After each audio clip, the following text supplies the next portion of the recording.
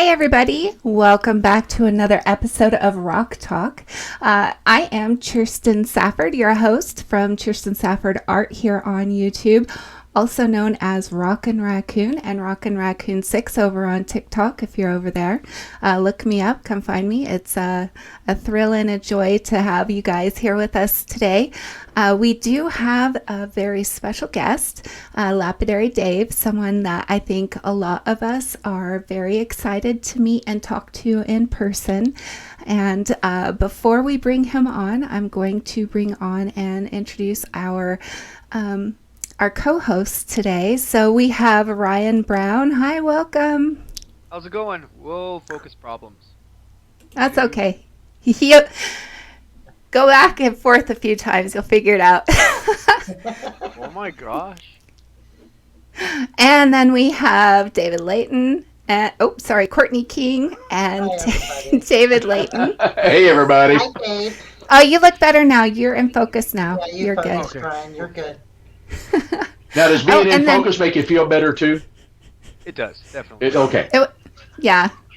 And then for our special guest host, today we have Lapidary Dave. He is very popular on YouTube, and we are all very excited to pick his brain, so welcome. Welcome. Hi, Dave. Hey, Dave. How's it going, man? I'm doing good. Thanks for having me. Well, Hey, thank you for coming. Yeah, the pleasure is ours, man. We've been waiting for this for a long time. Definitely. No, I guess what you can. Hey, I've heard you play the guitar. There's no two kind about it. I've also seen the stuff that you make out of rocks, so. Thanks. So our topic today is how you fell in love with lapidary, or what is it about lapidary that you love. We're going to be covering some other topics as well, but I'd like to start out by asking Lapidary Dave, how did you fall in love with lapidary? My grandfather used to make me do it for him. He makes a lot of like ceremonial pipes and stuff, like chanupa and stuff for folks that do ceremony and stuff out here in the Southwest. And so I would do a lot of hand sanding for him, or just simple like lapidary grinding. He didn't even have any diamond tools. It was all silicon carbide. And I used to really not like it at all. It just, I couldn't see like the scratches, and I didn't know what I was doing. So something that would probably take a normal person 15 minutes would take me an hour or two.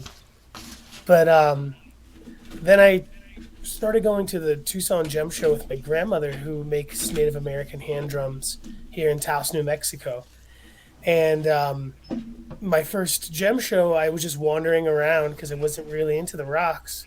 Stumbled across the Diamond Pacific booth. They have a booth where they used to let you demo their machines. And started using their machines, fell in love with it. I just found a rock on the ground, shaped it into an egg, sold the egg, bought another rock, sold that, and just was able to pay for me and my grandmother's like lunch and dinner just from finding rocks on the ground at the Tucson show, working them at the Diamond Pacific booth. And when I got to use those real tools like Diamond Pacific has, it totally just was a whole nother game compared to what I was doing for my grandfather. And so I guess it was just being your own boss, and there's a lot of good money to be made in the American lapidary scene. So I think that's what really made me fall in love with it, was the Tucson show.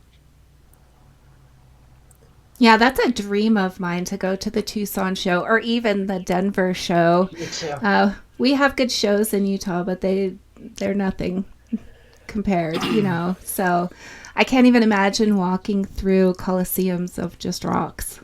Right. Was it overwhelming? My first year, I didn't know what I was looking at. And so if you don't know what you're looking at, like you don't see flats of like material, you just see these cardboard boxes everywhere. And there was a lot of people who don't speak English at all. And, I wasn't good at communicating with folks that didn't speak English or Spanish at the time. So it wasn't overwhelming for me because I didn't know what I was looking at and I wasn't really emotionally involved. But the second year, I met one of my very good friends who became like a rock guru to me named Sprightly Sprite. He has a YouTube channel called Flashback Activator. He's mostly a weaver and a radio DJ. And he taught me how to communicate to folks who don't speak English. He taught me how to negotiate. And he would just tell me what I'm looking at. Then it became way too overwhelming. And I spent every single penny I had. Literally probably went home with $3 or $4. Right. Easy to do. Oh yeah. And Yeah. that was overwhelming. And then like the negotiating, back in the day, I used to drive really hard bargains. Like I wouldn't pay more than 50% for anything. And I didn't make any friends who were dealers. In fact, to this day, even though I'm the complete opposite, I'd rather pay a little bit more to make a friend. There's still vendors that remember me from my second year who won't sell to me, even though I'm a nice dude and I would never do that. It took 1 year for me to get to get under some people's skins, and that it was just so overwhelming. And I thought that's what you had to do. I thought you had to be that bully buyer to get a good deal, and that's not what you have to do. I would never recommend that to anybody. I have friends who don't even know I have a YouTube channel or that what I'm filming could help them in any way, but I'm really kind to them. They're kind to me, and they invite me like, oh, fly out to Jaipur. I'll send a car for you. These worldly people are so incredibly kind. A lot of Americans might not be even used to that type of kindness, that making a friend is worth so much more in the gem world than it is saving any kind of money. And I was overwhelmed the first couple of years. And now you honestly start to see the same things. And then you recognize, if everyone's selling, if there's literally 500 Moroccan vendors, you find out who's selling the most affordable, trilobite fossils or, vanadinite. If everyone's selling the same stuff, you kind of whittle it down. And so even though there are 45 venues and 200,000 vendors, it's really more 200,000? something like that. So or like crazy. 100 or something, 100 grand or something. And it really starts to come down when you know what you're doing after being there so long. You've seen it all. It's really kind of the same couple hundred that you're working with, and it gets a lot less overwhelming. But I have seen people standing there just shaking, and I'm like, "Are you okay?" And she's like, "I don't know what to do. I'm only here for the day. I fly back to wherever tomorrow, and I'm so overwhelmed. I don't know where to begin." And like straight up having like a panic attack from being at the Tucson show. Yeah. Well, and I've heard too that your best bet is to do your research, especially if you're not going to be there for a week or whatever. Do Right. your research, check the maps. What is it you're looking for? If you're looking for specifics, find out where those booths are going to be, because it is so big. Absolutely. And, I think the specialty behind the Tucson show to where that type of research will work, where it wouldn't really work at a mom and pop show, is that the specialty about the Tucson show, it's people from around the world. Where like a mom and pop rock show in America, it'll be names like Healing Minerals or Down to Earth Rock Shop, and you have no idea what they're selling What just they're by selling, reading their right. name. But Right. like you can pretty much bet your bottom dollar if a company called Uruguay Crystals is going to have amethyst cathedrals. And so even your first time going, you're exactly what you said, Courtney. A little bit of research goes super far at the Denver show and the Tucson show, because even if a particular vendor from a particular country doesn't have that material from their country, they'll tell you who does. Who does, right. Because they're all really supportive to each other. That's awesome. Especially like folks from Brazil and Africa. Like they'll walk you to their friend's booth a lot of times. And especially in India, a lot of my friends from East India and Pakistan, if we're looking for something, they'll walk us over. I had a gentleman leave his booth and get on a shuttle with me. 45 minutes just to take me somewhere that I was looking to spend $15. Right. Right. And that's the beauty of the community, right? Mm-hmm. Definitely. That's a big appeal for me. Well, Hey and this guys, is something we've talked. I'm going to interrupt you for just a minute. Sorry, Dave. Matt, hey, I see that you're waiting in the wings. We do have another guest host today. Awesome. Yay, Matt, Matt, I'm not sure if he's with us, but I'm going to bring him on and then maybe he'll show up and say hi. That's okay. All right. So go ahead, Dave. Sorry, I didn't mean to interrupt. I'm just going to say, in one of our previous episodes, we talked about how important it is to know the people that you're buying from in one capacity or another, some of the disasters that we've had in buying from people that were less than honest. And, especially when you're buying from overseas, you have no clue what Dave is doing. I mean, that networking, that's perfect. I mean, you have someone from every avenue that you can buy materials from. Having that trusted person is really important. Absolutely. Oh, so much so. Oh yeah. I think I always like to imagine that my channel was catered around education and like lapidary, but unfortunately the gems shows started paying the bills for me. Yeah. So one Notice thing that. that I try to do is always share the information on the card,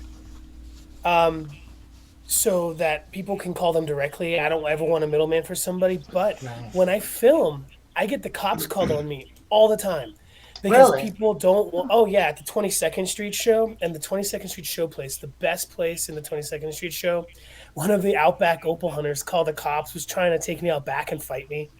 Oh, wow. Just for filming. And I was live. I'm like, I'm not going to turn the camera off, buddy. It's like, I'm allowed to have a camera here. And that's besides the point. But the thing is, I understand where he's coming from. There's such a scam overseas that someone can watch my video, screenshot or screen capture my video, make it look like they have pictures of that product for sale, and then they say, hey, can I have some more videos? They can take the videos from my video, and they can use my video or anyone else. They can take a picture of Kirsten's stuff or anybody's stuff and put it up for sale. They get that one sale.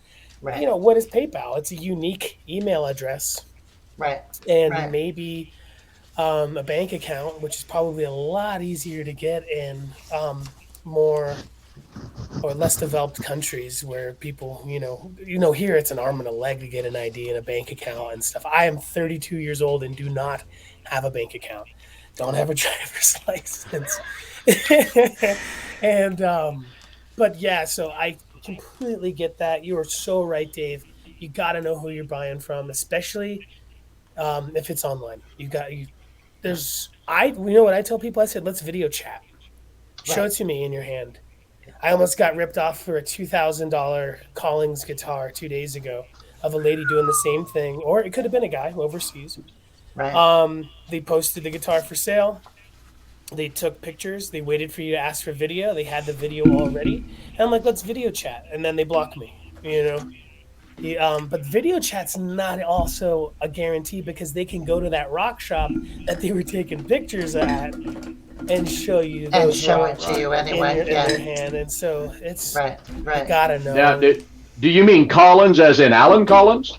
No, Bill Collings out of Austin. Bill Collins. Oh, Collings. Okay. Yeah, Collings. Yeah. Because my thought there was, they will take someone. So you know who Alan Collins was. He was one of the lead guitarists for Leonard Skinner for so many years. Oh, yeah, for sure. And, of course, when he died, it was the same thing, where people take pictures of the guitar and they're trying to sell an Alan Collins original, and it's the same thing as what they do in the rock world. It's a fake picture. It's a fake account. You really have to know. That piece of material that I sent you, Dave, as nice as what that opalized pet wood is, it's nothing compared to what it was. The pictures that were sent to me and even the video, nowhere near what was represented before I bought it. It was quite a bit of a disappointment in comparison. So, lesson learned. I wish I had that finished to share on the video today. That material was so awesome. It is nice material. Yeah, it is, but I know what you mean. You did send me the pictures of the original product. Right. And at least you got something because the logistics to try to get anything back. I have heard that PayPal will no longer support gem deals or rock deals. I don't know how they're doing specific things. Like they're not Really? They're not. That's what I've heard. This is over a year ago. I heard on some larger Facebook groups. Yeah, I haven't heard that. PayPal wasn't going to protect people for overseas rock sales. Well, guys, there's... Yeah. And there's the I haven't had a understanding problem too with any that of that. Yeah, I haven't I beg your either. pardon? I haven't had a problem with any of that from PayPal, and we do tons of stuff overseas. Right. But to cut in about what we were just talking about, I most definitely don't buy from anyone that I haven't known for a while. right. Like somebody that I actually trust. I refuse. I will I not. mean, Ryan, did You you know- ever have a case where you had to file a claim with PayPal Yep, for in the last year I definitely have. Yep. Then awesome. Then I guess it's just a rumor. I don't know. I have had no issues. That's our mainstay for what our source runs through for our business.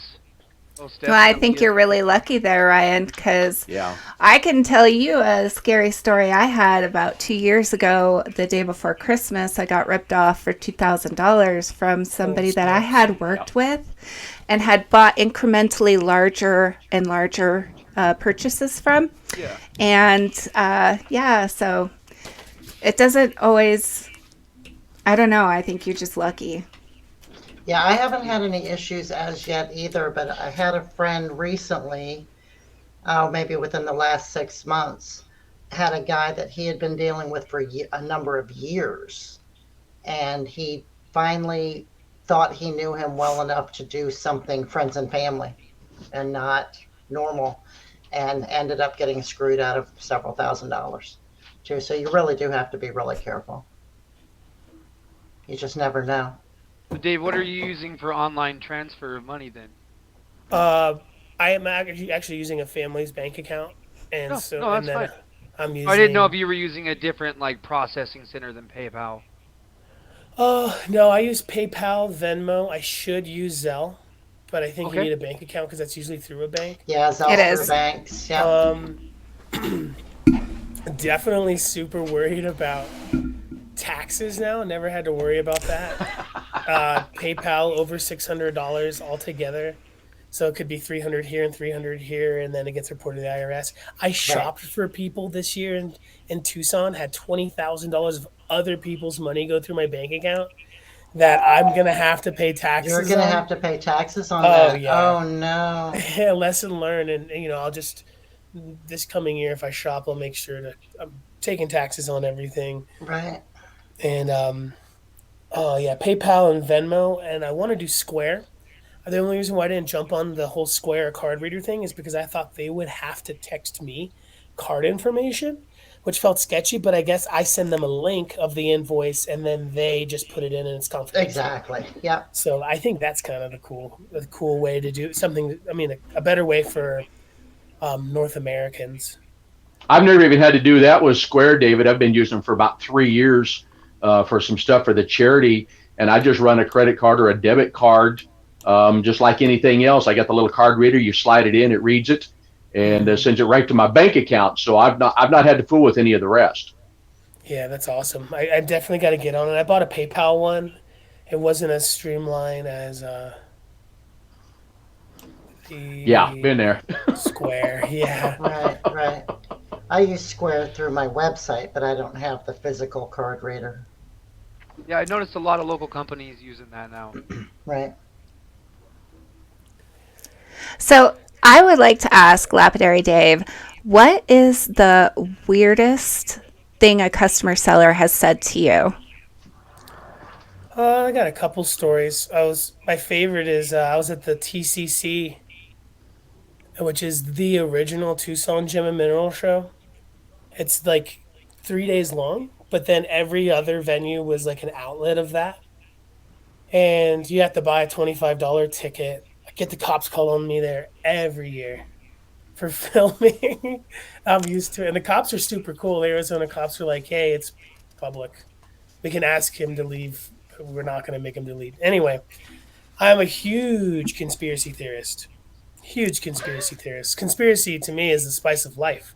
Yes. And But we need to talk. I'm like alien. I like believe in extraterrestrials, especially like reptilian politicians and big man of God and faith. Not so much of organized religions and such. But regardless, I was walking by my friends always joke that like the Tucson show's probably like an international market for like alien fuel, like this weird little crystal probably helps you time travel.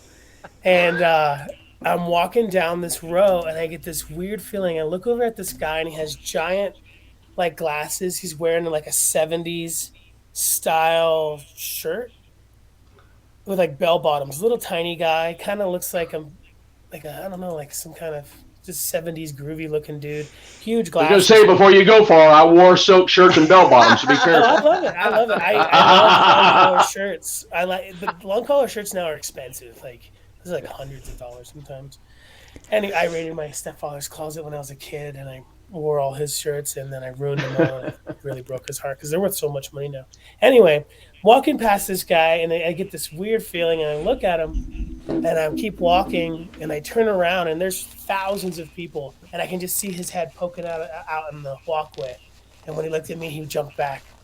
It was like, I definitely think the guy was some kind of alien or some kind of like, there's things that it doesn't have aliens. I mean, alien's a bad term. Some kind of other kind of being, they could be terrestrial, maybe from the inner earth, maybe from some kind of Atlantis or something, but definitely not like physical food eating, water drinking human being.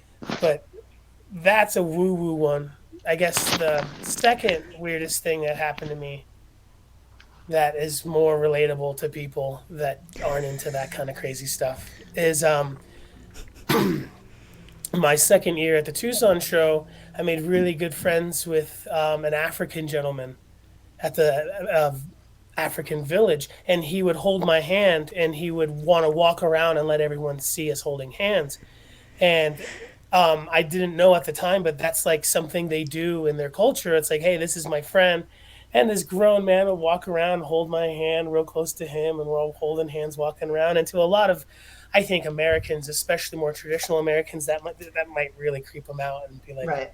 what is going on? I liked it. I thought it was fun. And then my friend explained to me, and he's like, yeah, that's something they do in their culture. And I think that was really strange at the moment. It's having that grown man walk and want to show you off to his friends by holding hands and walking by him. Pretty weird. I hope he didn't fall on his ear and say "nanu, nanu," right? No, that was awesome. I'm dating myself now. And yeah, and then I guess I didn't see it personally, but one of the first jump shows I went to, there was I heard a story that a gentleman from an Asian country, because there's gem shows that aren't advertised on the as regular venues. Like there's some people throw secret shows in warehouses, and I've been to some cool like shows. Really? Oh yeah, I've been to some cool secret shows at hotels where they'll rent out a whole floor and make it like a UV room and stuff, and these weird Seen your pop-up video in the things. hotels before. Yeah, like this one guy one year brought a bunch of definitely stolen petroleum included quartz crystals from the Santa Fe area. It's not my business, really. I mean, don't care. But the one thing I did hear, which is crazy, is that a gentleman from an Asian country got in trouble for selling illegal mammal fossils. And he had a $3 million bond, paid it, and split. And what is an illegal mammal fossil? I hear like there's vertebrate and invertebrate fossils people are allowed to have and not. But what I like to imagine is that it was like some kind of caveman, Han Solo style. Touching carbonite. This millionaire who has like this caveman on the wall. Above Right, his right. refrigerator. Oh, that's hilarious. And but it was probably some Carbonite kind of monkey. caveman. Oh Right. my gosh. And I was talking to a friend, and they're like, he's heard stories of, just quarrying ancient grounds, like if it's granite, and getting these slices of peoples. And it's pretty crazy. Wow. That's And, cool. Ever have anybody ask you if you can make a necklace or a cab out of their grandmother? Yeah, I've had a few people do it, but I just had to refer them to other people who were better at it, who could put it in glass or resins. And Yeah. I try not to that's with the heirloom stuff. I've absolutely ruined people's family heirlooms. No, Like, I thought it was a strange request. Scary. Somebody wanted a pop socket made out of their grandmother, and I thought that was That's a little awesome. strange.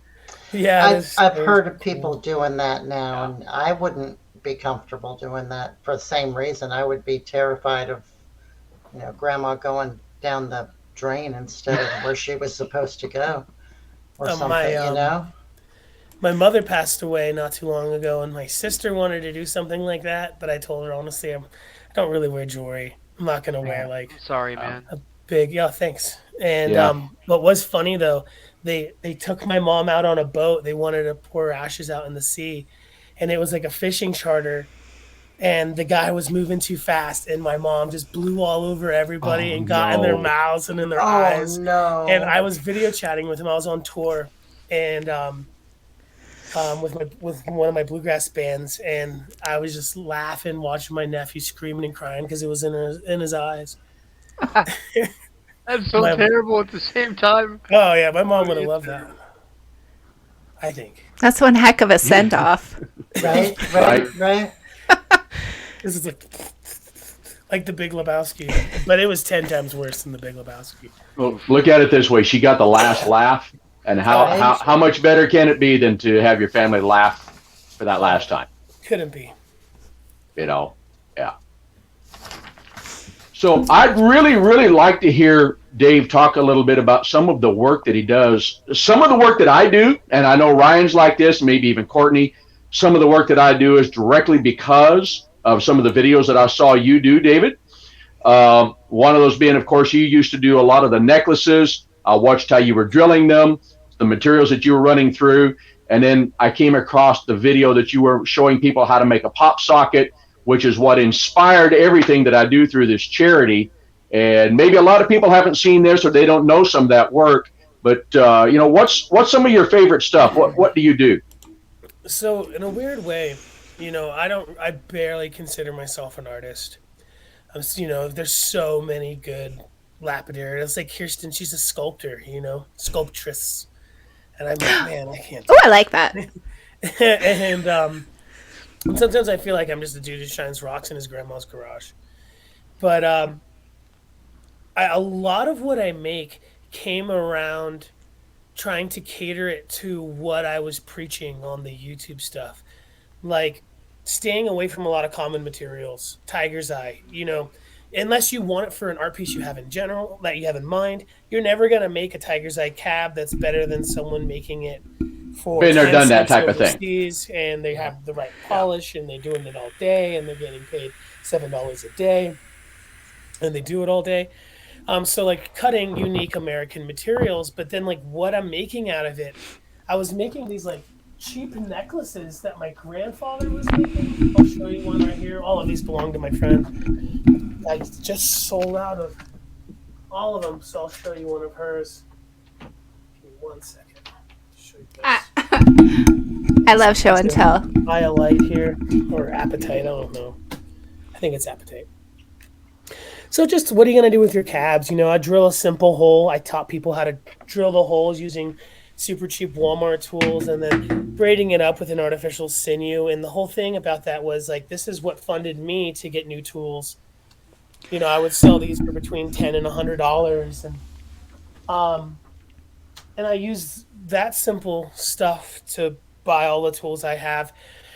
And so a lot of what I'm making is catered around what videos I'm making. And then I kind of got stuck in that, and I haven't really branched out. In the last 2 or 3 years, I've kind of just been making cabochons, trying to make the best ones I can to where I can eliminate myself as cost per hour. You got to pay yourself. But if you work good enough material, you can bypass this idea of hourly pay. Like if you're sourcing a great turquoise, and just sourcing that, and you can get 1,000% of what you paid or more. A lot of I tell people as a lapidary, there's a lot of materials that you can get pretty affordably that you can get 20 times back what you paid for it after you worked it. That's right. You might not be the best, but there's always someone who wants to buy mom and pop America, especially in America, and there's always going to be people who want to buy it from you as an artist. But I hope I'm not rambling too off course. But just the pop sockets. I got stuck in that for a long time because it was super lucrative. And in the video, I say it's a matter of time until you see these things overseas. I got an Right. email from Right. the pop socket company just showing a picture of their pop sockets, and they were so much better than mine. But if you go to the pop socket website, they're like $80 for a malachite one. So there's tons of room as an American to make a $60 one that you're paying $2 in material. I'm making $25 and $30 ones. I mean, $80. I can't even imagine that. Oh, I can't yeah. tell you how many we made after I watched your video. That's awesome, dude. We have learned so much stuff from you, for real, since the beginning of everything. Do any of you folks, Ryan and Dave, do you folks have an Etsy at all? We're getting our Etsy up right now. Never used it. The reason why I ask is because my friend Kayla, whose house I'm in her bedroom, that's her robe hanging on the wall there. She would post pop sockets on Etsy and they would take it down. They would flag it, like the pop socket company isn't letting you sell pop sockets. Have you had that problem with anything, Dave? Oh, with the I pop have. socket. Oh, sorry, Dave. My bad. Oh, So you just got to call it a rock socket then? That's is what that we call what it, it is? rock socket. Genius. Yes. Genius. Yeah. That is a great name. We call it gemstone phone stand grip, which doesn't hit as hard as rock socket. That's what all of the foreign companies do when they're selling the parts to make them, is phone grips and finger grips and stuff like that. When I advertised them, we had our website that I've got temporarily closed right now. When I listed them, I would list them as rock sockets, our version of the popular pop socket. Right. And I got away with that, and nobody said anything so far. That is fantastic. And that's a good Genius. idea. You guys That's are brilliant. the whole reason I never did an Etsy and just went straight to a website, because people have so many issues with Etsy. So I just said I didn't even want to do that. I just do my own website instead. Yeah, we Which do live is a shows shame. through Facebook. That's my whole platform. Right. Yeah, I do a lot on lot. Facebook too. A lot Yeah. on Facebook. Yeah. I'm so Consider TikTok. We're doing it right now. TikTok Are is you great. doing TikTok, Brian? Yeah, we're on TikTok right now. We got Okay. videos up. Everybody should do it. Don't get me wrong. It's its own form of absolute toxicity. Oh, yeah. Right. But what's so good is you can blow up so fast on TikTok with absolutely nothing. One video can get you 100,000 followers on TikTok. Right. It's just it's this new thing. Eventually, it's going to go the way of Instagram and other platforms where they're going to want you to pay for sponsored ads, and they're going to purposely throttle you until you pay these things. But I suggest everyone in the rock world start doing TikTok. Yeah. It might not be fun. It's You fun. might absolutely hate what you're seeing on that. I love it. It's a great platform for 1 minute conspiracy videos. And I got thick right? skin. It takes a lot to get through my skin. So dude, I think I just don't have the time or the patience for it. Honestly. And my I God. suck at making videos videos while we're making too. them. So yeah. I think one of the things you got to consider, at least with me, is I'm a completely different person on TikTok as I am here or on Facebook or in the real world. And it just allows me to connect a little bit to my creativity. But one of the things that people don't seem to catch on when they very first get onto TikTok is that the videos you like are going to show up in your feed. So you can't complain about seeing half naked, what's, Right. because you're the one liking it. I wouldn't complain. Right. Busted. No, I like to keep it music and conspiracy. Yep. And I actually, unfortunately, get most of my news from TikTok, which is terrible. mine's Me all too. Jim's I Yeah. think it's Rolling better and than some tattoo big art. platforms that are on cable TV. The nice thing about all of these applications, what we're doing now is maybe 2 years down the road, they do begin to throttle. They want everybody to pay. But there's always another new app on the horizon. So it's like Facebook and Instagram and Twitter. Now we have TikTok. 2 more years down the road when they start this, it'll be something else that we'll all go to. And so there's always going to be something to support what we're doing. It's more of the thing of we're not setting up a shop out somewhere where we have to be in one place and constantly doing the same thing. We can change along with what's happening. And that's one of the nice things about it. Yeah, I can already see it on TikTok. Like, one of my favorites is K-Darn. I don't know if you folks know K-Darn. She's the tumbling queen of TikTok. She's also a much better lapidary than me in general. She's sponsored by Cab King. And, she still gets a lot, but I used to notice a lot more. You should do a little bit of research on her, Kirsten, or I'll send you some links. She should be on here. Yeah. Because I Okay. would love to see more women being represented Me in this too. scene. It's definitely a gatekept industry, and it's a lot of times a machismo thing, and I see it for sure, and I want to see the women be the best and bust it wide open. Right. But Absolutely. There is yeah. a question scrolling across the bottom of the screen. Oh, nice. We were talking about the different things leading into like the different social medias and all that. So I'm just curious what your guys' perspective is on where you see the lapidary profession in 10 years. I don't know. I'm always hoping it's growing all the time. Yeah. Like we talked about last show, I'm always willing to help out whoever has questions. Anytime anybody ever needs anything from lapidary, I'm always there.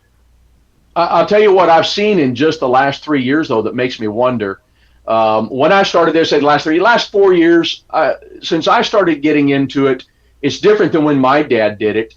Nobody knew what lapidary was. There was no Facebook yet. There was no TikTok. There was none of that. You went to a show or you met somebody. Otherwise, nobody knew anything about it unless they went to a rock show. Now, because of Facebook and all of the other media platforms out there, suddenly everybody wants to get into making and selling cabs. And so a lot of what I've seen is something that maybe you work like pop sockets. When David and I started doing it, when Ryan started doing it a few years ago, nobody was making them. All of a sudden now everybody wants to make them, and there's a real competition trying to sell them and do something. So you're always looking for something new. I've got a couple of ideas that I'm working on right now that I've not seen anywhere with anybody, and I'm hoping that holds out until I can get it done. So I think one of the things that we're beginning to see is it really being almost overdone because the equipment is so available, all of the knowledge is out there now, and so it makes me wonder, is there going to be any money left in it in 10 years? Is that where you were? Well, and that's a good point, but also, like we talked about last week too, a lot of people in the last couple of years, especially since COVID and all the crap, started, a lot of people jumped into it thinking, Right. and go and cut everybody's throat to make a little bit of money instead of keeping the market where it should be. A lot of those people now are starting to drop out because people are back shopping in person, or they're not making it, like I'm not making as much as I was 2 or 3 years ago, but I still make enough. Wait, you're making money? Would you tell me how to do that? I still have to work a job. I'm not making nearly what I was a year ago. It's slow. It's really slow. But for me, I'm the worst at this is a labor of love. It's not, I'll do it whether I'm making money or not. So it doesn't, you know what I mean? Right. The money's the bonus part, like we talked about last week. It's the bonus part where it's important for me, like Dave was talking about earlier, is the relationships that you make. It's the friends that you make. It's the community. I agree. That's the part of it that is attractive for me. But what I was getting to as far as where we're going to be in 10 years, the people that are in it for the long haul are still going to be around. And people are still people and are still crows and still want shiny things. So I think the economy is going to play a bigger part than anything else, because as the economy goes in the crapper, what's the first thing to go? Art, jewelry, Art. all of that, people stop buying it. So for those of us that are in it for the long haul, you know what? Build your inventory up, because eventually the economy is going to bounce back and people are going to buy the stuff again. It's real simple, and if you're doing it for love, then you know what? You've got all this material. Keep doing what you're doing. Keep making the relationships and put the stuff on the shelf. It'll come back eventually. I definitely don't want to do anything. That's my 2 cents anyway. Yeah, something towards what you're saying, Courtney, I think with the economic downturn is that if you put yourself in the right place, you could stand to make a lot of money just by people are going to be unloading like crazy Right. and trying to get out and trying to get some of their money back. So I think it's going to be a good time to buy, honestly. Yeah, absolutely. If you have the funds to buy, yeah, and stash it away and just keep working it until it'll come back. It always turns around. It will eventually. Question is, Well, and I think you know, what David said a minute ago, I think part of that also is finding a niche market that you work within, that connections with other people. Many years ago, I had computer repair stores. I started with $500, got my first building. 6 months later, I moved into a really great building. The location helped, but it was those people who I built particular computers for that nobody else was doing that out of all of the competition around. I had a network of followers that told other people, and you build that network. And I think that's kind of what it is. Everything I do for the charity. If I don't sell something for the charity, I go out and tip a hat and I can bring in money for the charity. So for me, the sales aren't a big thing. I love the purity of the art itself and what I see when I'm finished. But, for those who sell or even maybe do both, I think what David kind of hit on that earlier is going to be who you know and what you do for them. absolutely. Word of mouth will always be, in my opinion, the best form of advertisement. Always. And thanks for the pop socket idea, David. Oh, it's not my idea. I just made the video. That I wish I knew her name. I would grab my phone and put it up on the screen. There's a lady from Michigan who was doing it before anybody else. I mean, there's obviously going to be people who have done it, but she was the one anywhere online. I think it's Melissa. And she was doing it mostly with Kona Dolomite from Marquette and Petoskey's. I have a ton of both of those things. Yeah, I have a big chunk of the Kona back here right now. Kona is awesome. I'm in Iron Mountain. I actually invited you in one of your videos to come up here and go hunting. Oh, I'd love to. I'm sorry. I'm actually incredibly poor, being a musician. So I'll find a way there. I'll get a driver's license one of these days. Where are you at, Dave? I'm in Taos, New Mexico. Okay. And I'm from Florida, but I live here now to be with my grandma. She's my best friend. Nice. One thing I'm excited to see in 10 years is a lot of people, especially back in the golden days when shows weren't a thing. I mean, social media wasn't a thing. It was all who you knew. Mm-hmm. And those people who are on the other end of this middleman who are selling do not care if that middle person finds out. If the person trying to buy through the middleman finds out a direct conduit. One thing I do is I'm giving constant direct wholesalers, and that makes a lot of people mad. I get a lot of hate mail and stuff because of that. People saying, "Oh, my people know I made a living off of what these people didn't know." Right. Yes. And I think that's got to go. Let's become artists again, and there's still more than enough money in quality over quantity. You can go to a wholesaler and pick out the best ones, and it might, anybody can get something a similar size for $100, let's say an Amethyst Cathedral. But if you're picking out the best ones, those are still worth $500, and you still can make good money focusing on quality. There's going to be more quality.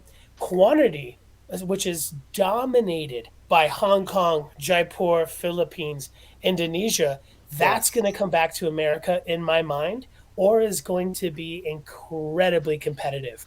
What are these cabs that are being sold for $1 to $5? They're everyday materials. It's black obsidian. It's carnelian, which is like $3 a pound. It's, like that apatite I had over there. But what they are is they're roughly shaped and then tumbled. Right. For $5,000, you can buy yourself a fleet of lotto tumblers, shape these cabs, throw them in there, and go to Quartzsite and sell yourself $2 cabs and make a killing as an American. And it's just people have never thought about that. And it's because people don't want to have a garage full of lotto tumblers vibing out corny cabs. But I think we're all about quality too.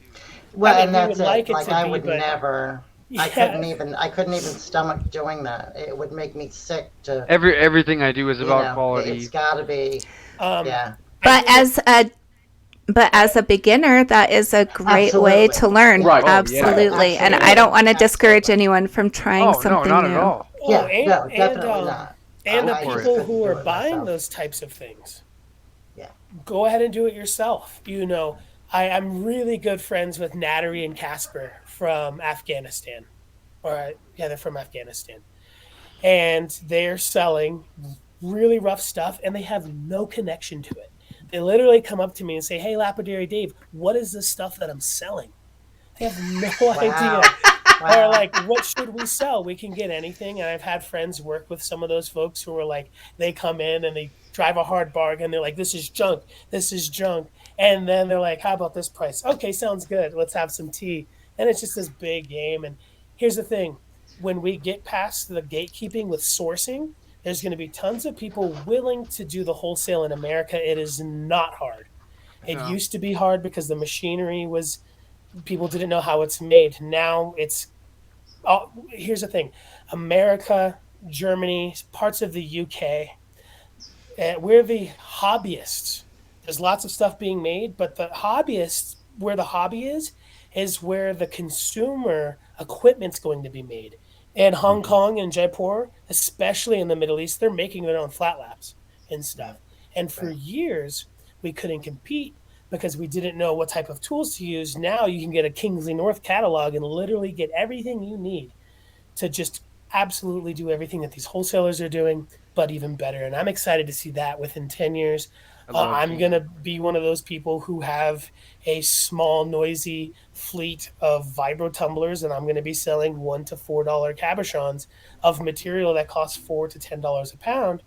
But you know what? I'm going to be able to tell you how I bought it, where I bought it. There's going to be no secret. It's going to be made with love. It's going to be made here in the States. Not that really has any, I don't have a problem. I'm not a only America kind of person. But that's going to change. Wholesale's absolutely going to change. What's not going to change, though, is wholesale jewelry manufacturing. Mm-hmm. But that's getting super easy to source. I worked for Highland Park for 1 year, and Sherman Rolland, one of the owners of Highland Park, told me something I'll never forget, and I tell this story a million times, sometimes better than others. You want to become rich, you buy a bunch of one unique material, you send it away to get made into cabs. Obviously you can do it yourself with these vibro tumblers and a 180 grit grinder, but you can send it away and get everything made for $1. You get the good stuff back. You grade everything. You send the good stuff to Gallup, New Mexico, to be made by the Dene in Gallup when high-end jewelry. Then you send the cheap stuff to Jaipur. That unique material, you own the source, you give it a chemical analysis, you give it a psychic analysis, you round every base, you get it made into spheres, you get it made into angels, you get it made into cats, you get it made into all these things, and it sounds miserable. Who wants to invest all that in so many things? Me. But there's people I'm who so do. down. Yeah, exactly. Well, especially if it's material you can be passionate about. Yep. There's one great example I don't feel comfortable naming, but it's a gentleman who based a quartzite material that was a Home Depot landscape rock, and he was tumbling it, and you might know who I'm talking about. There's kind of these. I hadn't heard this. I can tell you off of this thing, but it was a Home Depot landscape rock. Had celebrity psychics do psychic analysis, did chemical analysis, had it made into spheres, Merkabahs, triangles, had it made into high-end jewelry, low-end jewelry, lower-end jewelry, base metals with the chocolate strips and stuff. And that's not going to come to America because there's no way to get around not paying someone $5 to $7 a day to do that type of work. But I think mom and pop are going to be doing that themselves. I could, any day, if anyone ever wanted to do that, I can give you a list of people to mail your high-end cabochons to be made into silver pieces for literally just over the cost of silver. And that's going to come to America. 10 years, long story short, the secrets are coming out, and you're not going to be able to hide them anymore. It's going to be people hounding and their aliens. Material. Yeah. you're gonna have to you're gonna hound your own material and own this claim if you want secrets, because how the things have been being made, all the secrets in jewelry and in intarsia and in faceting, all that's just busted wide open. CNC with faceting is right there. There's already sculpture forming machines. You can put in a digital image. They can make a mold. It looks like a cookie cutter. A butter mold. It squirts silicon carbide through it and it vibrates, and you'll get 50 skulls made at one time. Wow. A bunch of Pikachus, and you'll get a bunch of, that's where all the Pikachus and all the cats and all the baby Yodas and all the pumpkins are coming from. And that's literally going to be something that you're going to be able to send the CAD software to and get it made. Anyway, that's so cool. Oh, no, we love it. It's great. Sorry. I'm so sorry. No, don't be sorry, because all of this is quite interesting to all of us. I'm sure of it. Yeah. But when you're working in your shop, Lapidary Dave, I'm curious, what's like been the weirdest situation you've put yourself into, like the worst injury or like funniest injury, I guess, you've given yourself? I really like nitrile gloves when working wheels. Not nylon, not latex. For some reason, nitrile kind of hydroplanes off of these resin-impregnated wheels. However, I get tons of people saying, you better take those gloves off. Spinning anything, you're going to get hurt. Never been hurt on a lapidary wheel. However, if you ever use a buffer like Zam or Fabuluster, like cotton buffer, and you don't take that glove off, worst thing you could ever do. I went to try to buff it. I'm like, this is going to take 2 seconds. Boom, boom, boom. Caught my hand. The motor was spinning around in my face. I held it to the side. It broke my finger. It sliced my hand. And I had to scream for my friend Carson to come and unplug the machine, because if I let go, the motor would start spinning again. And I couldn't pull it out. And so don't wear gloves when you're buffing. Wow. You didn't hear from me. But, I wear gloves when I'm cabbing. Don't do it buffing. Yeah, lesson learned. People who've been telling me, and I tell a story all the time, I'm sure they're getting a big kick and a big I told you so. But also, I was cutting, I had a really nice patron here in Taos who'd give me all the work I wanted, and sometimes I would work for like 18 hours a day, and she gave me a gigantic box of kyanite. And I was cutting this stuff, but something in kyanite's really weird. It's relatively soft, but some spots, something in it's really hard and would make my wheels scream. And whatever that hard stuff was, it would break the kyanite. It would shoot little needles into my hands, into my face, but also into my eyes, because I wasn't wearing eye protection. Yeah, it's dangerous. And so, like, I've never worked kyanite. That's nuts. Yeah, you gotta be real careful with it. It's nasty. And it would get in my eyes. I have completely damaged my vision and damaged my lungs from not being safe in lapidary. The kyanite, I guess, is the funny one.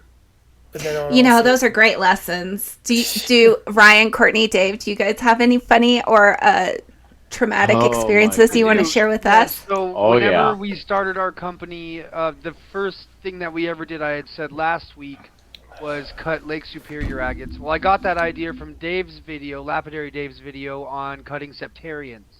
That's why we did that in the first place. Big difference. But anyways, like I don't know, probably 3 months after we started, I had got the trim saw attachment for my Cab King. And I had the blade on there, and I was cutting an agate, and it had these tiny little, not notches, but you could see like the cutout lines where each piece would break off. And I was cutting the agate, and the agate split, and it split my blade, and it cut my finger to the bone. Oh my gosh! Yeah. What? Yeah. So the blade broke? Yep, the blade notched out one single notch. Bop, bop, bop, bop, bop. That was it. Holy smokes! I was so calm. I just turned around and looked at my friends. I was like, I gotta go to the hospital, man. I gotta go to the hospital. Yep. Do you have a cool scar now? I do. Yeah, I don't know how good you're gonna be able to see it on here, but I got one on my finger. Right. It's pretty gnarly. Oh, it's your middle finger too. Yeah. Nice. Yeah. Yeah, I only got 4 stitches. It wasn't that big of a deal, but It's all white, and I was like, yeah, man, I gotta go. Right? Yeah, anytime you see bone, it's time to go.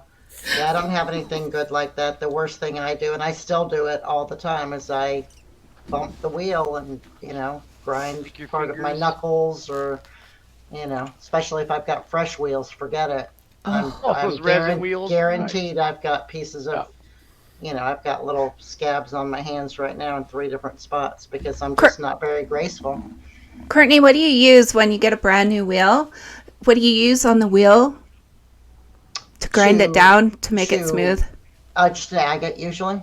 Yeah, just like Jasper, agate. Yep, Jasper, what kind of machine agate. do you use, Courtney? I use a Cab King, 6-inch.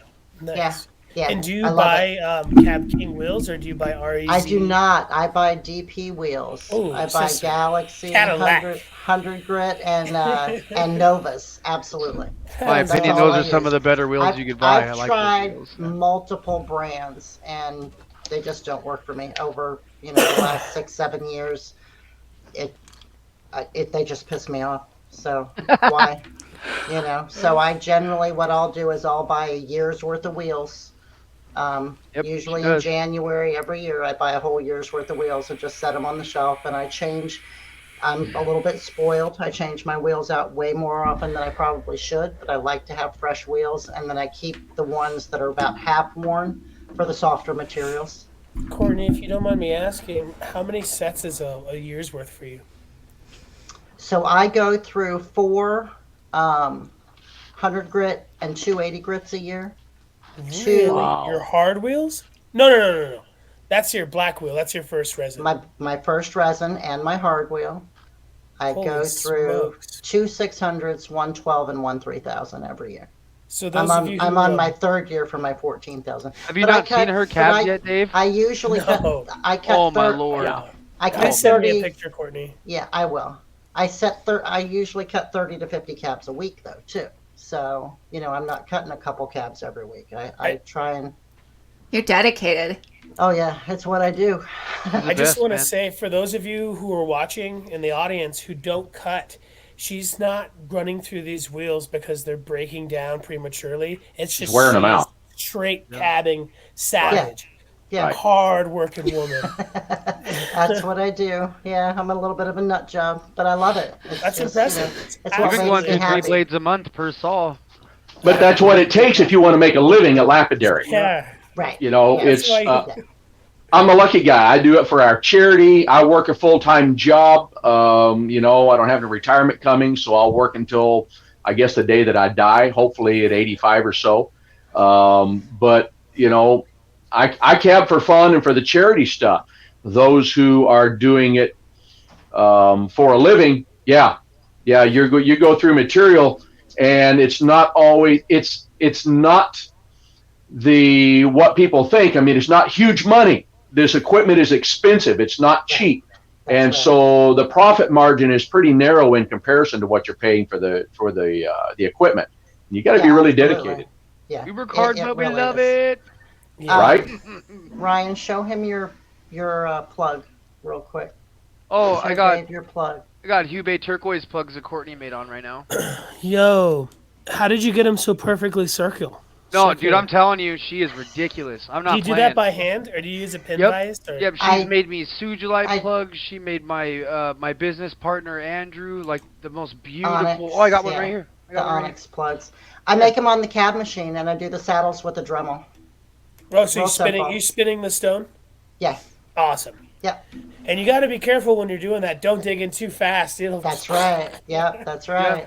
That's right. That is awesome.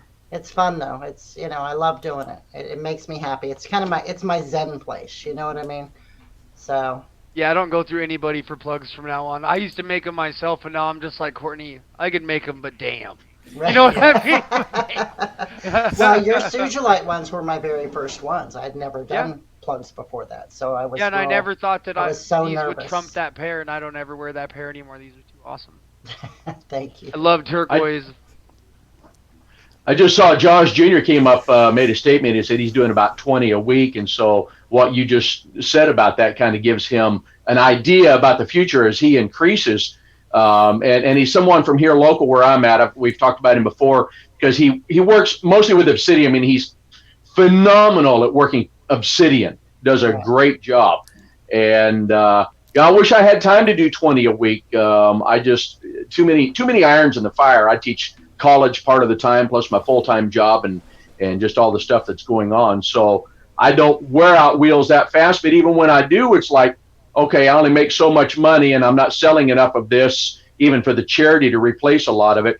And equipment is expensive. If you're going to buy a good centered wheel, you're $350 to $550 for a single wheel. And they last you a long time if you buy centered, but a long time is relative to how much you cut. It is. And so I thought about going with the centered wheels at one point, and I decided not to because they're so heavy. I was worried. They are heavy. Yeah. Dave, I like that. You know what I mean? I was worried about the balance. So Dave popped up in a random living room. It was hilarious. Oh, wonderful. I'm like, huh? That's great. That's great. Who is this gentleman or lady who's cutting the obsidian? That is Jaws Jr. Here in Dallas, Oregon. And, I'd love to pick their brain. That material is so hard to do right. Right? I just finally got my first really good looking one. I imagine. So I'm friends with Kyle from World of Rockhounds. Look at that. He's right here. There you go. He is an obsidian guru. Right. Yep. For sure. Well, opals, you could run wheels forever doing opals. And that's the thing. So when you get done with your harder materials and you're moving on to softer materials, throw those old wheels on. Don't just throw them in the trash. Just because they're not working. So 30 to 50 a week for me depends on what kind of material I'm working, right? If I'm working softer materials, I can put out more because it's softer. It goes a little bit faster. But I'm also using those older wheels, right? So if I'm cutting jaspers and agates and that kind of stuff, I'm using the fresh wheels. When I get done with that batch and I'm going to a softer material, those wheels come off and the older wheels go back on. So I mean, it takes a while. Like I can tell you right now, I've got two 280s, two 600s, and 400 grit older wheels just sitting there that I can still use for softer materials, right? So it's not that they needed to be changed out necessarily. It's just that with the materials that I'm working at the time, I'm working hard materials right now. So I would prefer, rather than taking, so again, David, patience, right? No patience. I don't have. Where do you buy that? Kingsley North? Yes. Patience. Yeah, right. Patience. No, because I just don't have joke. it. So like for me, like to take a piece of jasper on a wheel that's half worn and take that extra, few minutes it's going to take to get it shaped, I'd rather throw a fresh wheel on and save that half worn wheel for the softer materials, right? See, that made me cringe. And that then it goes real quick. Cringe. What comment? From whoever just popped up on the screen. I have this thing about amber. I have to do it by hand. I have to. It has to be done by hand. Yeah, I do most amber by hand. I use power tools, not lapidary tools. I don't know. I do not know how to cut it wet. I have no idea. Me either. I've I never do it dry. cut amber yet. I've got a whole bunch of amber I got from Ryan. It's beautiful cherry amber that I got. Nut. I love. But I amber. haven't cut it yet because I don't know how. Kirsten, I don't either. I've got the blue and I've never touched it. Right. Do you do amber well, Kirsten? I have never worked with amber. Oh, I bet she would be so good. Yes, I bet. I agree. Just the carbs. Dremel tools and stuff like that on amber, they're meant for each other. Right. I promise you. Yeah. It's really good for lots of things like opal. You wouldn't believe it. It's good for like I just finished off this edge work on this dino bone. I don't know if you can see that. My favorite. What did you know. cut that on? Tile saw. Oh, fantastic. No, I mean, what did you polish it on? It's so Oh, flat. polish it. So I start with flat lap and then I finish with my Dremel. Oh, fantastic. Yeah, I It take it looks up to like 3,000 and then I go into polishing compounds and, I take my, what is it called? The diamond glitter? No. Diamond paste? Thank Thank you. Yes. Got you. I put it on canvas on my Dremel. I have special things that I've made. And then you can find directions for making those in my past videos. But yeah, and then I use that to finish up. I think I would love to try amber, but I don't have any connections to anyone that has amber. Yes, so you do. I do. Hello. Hook me up. Ryan's your man for amber, for sure. Speaking of tips, I would like one last question because we are over our hour time because time has flown by. My I can't believe husband's actually flashing the lights. I think dinner's ready, so yeah. Sorry, can't jump off yet. Be right there. Okay, so one last question, and that is, what tip is the closest thing to magic that, in your experience with lapidary? So give us one tip that is magical. Don't give up. No matter how hard things hit or how hard times get, if you love something, don't ever give up on it. If you get into lapidary and you start getting discouraged from things, there is a billion different ways to hit this industry to become happy. You don't have to cab, you don't have to slab, you don't have to be a rough dealer, you don't have to do jewelry making, you don't have to do silversmithing. You just have to find one thing that you love. Don't give up on it. There is so much to do. In what we all do different things here. All of us. Yeah. We all do different things, and we all have the same passion for the same industry. So just don't give up. That's my motivation for everything. That's good magic. Yeah. And I would say don't be afraid to ask questions. There are plenty of people out here that are willing to share knowledge with you. You know. All of us, yeah, for if sure. you're dealing with somebody that is afraid to share their knowledge with you, ask somebody else. There are a lot of us out here that are more than willing to share every bit of knowledge that we have. Because we're not in competition with each other. There's room for everyone, right? Shouldn't be, for sure. You know, the biggest people in any one style I've ever met have always been willing to share. And it's the people who are good, but not the best, who are so afraid of people doing what they're doing. And it's a fear-based, That's gatekeeping. right. That's right. Oh, for sure. Yep. So if you're going to ask, and just because one person or two people don't want to tell you where to get something or how to do something, just keep asking. That's someone's going to be happy to tell you something that's going to make someone else mad out of their fear. Right. And it'll even help the scared person too. Yeah. Knowing they'll get over it. Don't give up. But because you don't know something doesn't mean you shouldn't try. So try new things all the time. Try new things. Number one, it'll keep you from being bored. It's going to teach you some patience. It's also going to teach you some innovation that you just don't know where that's going to go. And, I just got into belt buckles. I thought there's no way. I didn't think I was ever going to get that freaking cab cut to the right bezel and everything. I bet I ruined 10 cabs trying to figure it out. But sooner or later, you start seeing what the problems are. Keep going on it. And when you've mastered that, work on something else that's new. And pretty soon you'll have a whole repertoire of things that you're really good at. Yeah. Yeah, you could go from watching YouTube videos of someone who really teaches you everything from being on YouTube videos with someone who taught you everything. Right? Exactly. You changed We're everything. talking about you, Lapidary Dave, for real. This is right. Yeah, No, you did. No, I'm not kidding. I literally. This is Ryan's dream show today. COVID hit. No, it really is. Courtney's known me for years. Right at the beginning of all of this, I decided this is what I was going to do, and I literally watched you walk around gym shows for hours and hours, just soaking up every little tidbit of information that you poured out, man. And now we are where we are, and I owe 90% of my success is from you teaching me, and the other 10% is because I don't give up. Oh, come on. You guys. Oh, for real. Yeah.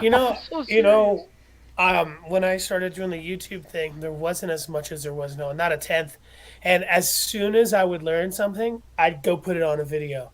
So people think I know what I'm doing, and I really don't, dude. No, but It's even to a those point. tidbits of information, because you went, somebody's going to want to know this. Dude, that literally taught so many people so many things, and that's all we ever want to do. So. Dude, I love you, brother. Thank you. You're too Yeah, kind. no, I love you too, man. And sometime we got to talk about the fact that David not only has worked for places like Highland Park, he's also done a lot of videos where he works with different brand of equipment. and talks about those and the good and the bad and the whole 9 yards. He's really good at that, and I enjoy the videos. I work for Diamond Pacific right now. They're actually my current sponsor. I fly out over there a couple times a year. Work directly with Don from Diamond Pacific. But I hate sponsors. Never liked sponsors. I don't recommend it to anybody. Cutting Edge Supply, my other sponsor, they're kind of like Kingsley. But even better, they're a group of cutters that have a shop. They're a group of cutters selling equipment to cutters, and so there's no like flying a flag. Diamond Pacific Don will not let me say that he's the best, and that's why I love working for Don. He lets me review other equipment. If I use something that's better than Don's, I'm allowed to say it. He's a tumbler guru. You get me in that rock yard if I fly out there. You just got to go. Oh, really? Like 9 to 3 p.m. Oh, wow. Even his best friends, they don't let after 3 p.m. because I guess liabilities and people say they're not going to sue, and then you crush your hand. And then I watched you guys dig through there, and I was like, "Oh Lord, what I would do if I was there right now." You should go. It's $3 a pound. There's stuff hiding in there worth over $200 a pound. All over the place. I'll go take a truck. You can.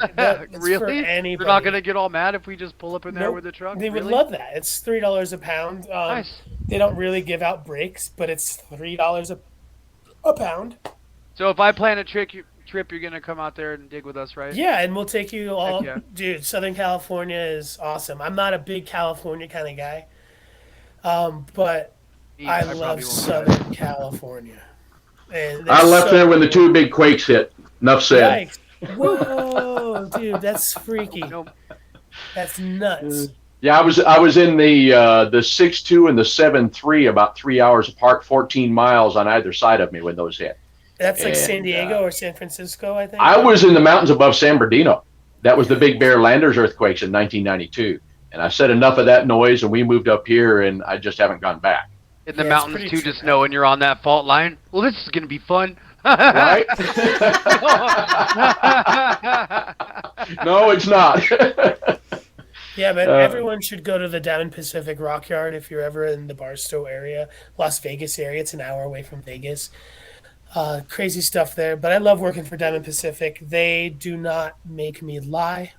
They don't make me even mislead. That's awesome. In fact, it's the opposite. We all know Diamond Pacific makes the best wheel of their kind, that Nova. Some people prefer expandable diamond. Some people prefer silicon carbide. But when it comes to diamond-impregnated resin on a foam hub wheel, they are the best. And Don will not let me say it. He loves the industry so much. He's like, and there's people who bully him, and that there was a company that used to say better than Diamond Pacific. And when he'd go to Tucson, he's like, I want to be next to those guys.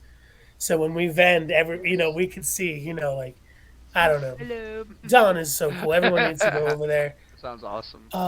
But I'm allowed to say that the Bull Wheel and the Richardson Ranch is the best machines. The Bull Wheel from Highland Park, the Richardson Ranch from the Richardson Ranch family. It's the best machine for doing agate specimens. I don't have to lie for anybody, and that's what's all. I don't know, Diamond Pacific. They're real rock people. Love. Sorry for rambling. I got I'll tell you, Don is he is the master of tumbling and knowledge about rock tumblers. I've talked to him over there, and he's told me how to solve problems. Tells me how to rebuild. They have their mini Sonic, which is a vibratory tumbler. He can tell you exactly how to adjust it, a hidden adjustment that nobody else knows. I mean, the man just knows everything. I'll tell you something that only the Kirsten Stafford's Rock and Raccoon podcast will hear here first. Diamond Pacific Don invented a product that could polish diamonds better than any cutter was getting a polish on in a tumbler. Is that his vibrator type of material? No way. A diamond and put it in a tumbler. I don't know if you've heard this story before, Dave, but it was a product that Don made, and it would polish a diamond better after it's been cut by masters. And here's the problem. GIA will not regrade because it's stepping on the grader's toes with appraisal and quality. And so it just It's for the highest Wow. end of stones, and no one will use it because GIA is everything, unfortunately. There's other brands. There's graders out of India and China, but those are the most counterfeited. Yeah. GIA is counterfeited. Mm-hmm. I think all that stuff's a bit of a cult. But There's that conspiracy theory again. Yeah, I'm definitely not gonna get into GA now. I think that I said that, but With that, yeah, they wouldn't use the product because they won't regrade something that was already graded because you're stepping on gemologists' toes. So even if it quadrupled the quality, they will not. Once it's graded by the GIA, they wouldn't do it. So I don't know. Sorry for rambling. Don is a genius, absolute genius. He's all about American lapidary. He hires good people, pays them an honest wage. He told me a story. His uncle actually started a company, and his uncle said, "We never did it, Don." And he's like, "Did what?" He's like, "We never got rich." And he's like, "Uncle, we hired our friends and our family. We pay them a decent living wage, and we did an empire and started up, an American hobby, and a craft. People are making more money on Diamond Pacific products than Diamond Pacific is making selling those products." And Don, absolutely, he's my hero. Hey, Don, if you're watching this, I just want you to know I'm an ex-truck driver turned special education teacher, now working in a mental institution. I could use a break if you're looking to pay somebody a good wage. Yeah. definitely use Heck some yeah. saw blades, that's for sure. Well, think about working in lapidary. I mean, that would be the ultimate, to make your living working in an institution like that for lapidary. How much better could it get? Hey, if we have time, how do you guys feel video platforms have impacted your business Andrew, in terms of interaction, advertising? that's my with the business lapidary partner, industry? man. That's my little brother. Oh, that's awesome. Yeah. Well, he I must think have it's missed great. a little bit earlier that we were talking about that. He must have missed that part. He did miss out. We're always busy, man. I was going to say something earlier.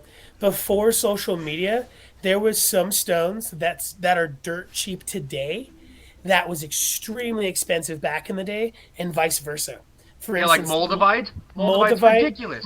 TikTok killed Moldavite. Yeah, it's gone. Yes. So expensive. Yes. It- This it is just one of the like- questions. Wait, this is one of the questions I wanted to ask tonight. Like, if you could get rid of one rock on the planet, what would it be? Moldavite. Yours would be Moldavite? Would it be? Yes. Would it? Oh, man. I think mine would be Wonderstone. I'm so sick of Wonderstone. So sick of Wonderstone. Wonderstone. I cut You so can- much freaking Wonderstone. Are you in Utah, Brian? No, I'm in the Upper Peninsula, Michigan. I'm on. Oh, I'm right by duh. Lake You I'm were in saying Utah. that earlier. Yeah. That's awesome. Guys, I'm in Oregon. If you could just take every piece of carnelian agate and push it off somewhere in a corner. If I never hear anybody say I was out yesterday and I found five gallons of carnelian. Don't want to hear about it. I mean, that's the most common thing that we have over here. Big superior agates here. But we also have jasperite, conodolomite, copper. We have so much stuff up I'd get rid of diamonds. They're boring. Yes. They're so boring to boring. me. Dude, Crush them up and put them on your wheels. That would be new.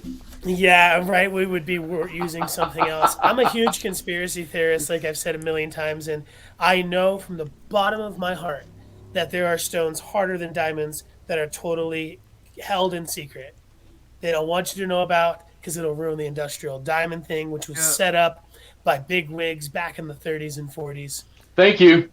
I don't know. Diamonds my lady's gonna have are to not deal with it one rare. Of these days. Whenever I No. give her an extraterrestrial peridot, she's just gonna have to be happy with it. You know what I Di- mean? Oh, yeah. Diamonds are one of the most plentiful minerals and compounds that there are. I mean, there is just no rarity that was set up by Tiffany's way back in the 20s and 30s to create a market for their jewelry shop. There's nothing rare about them.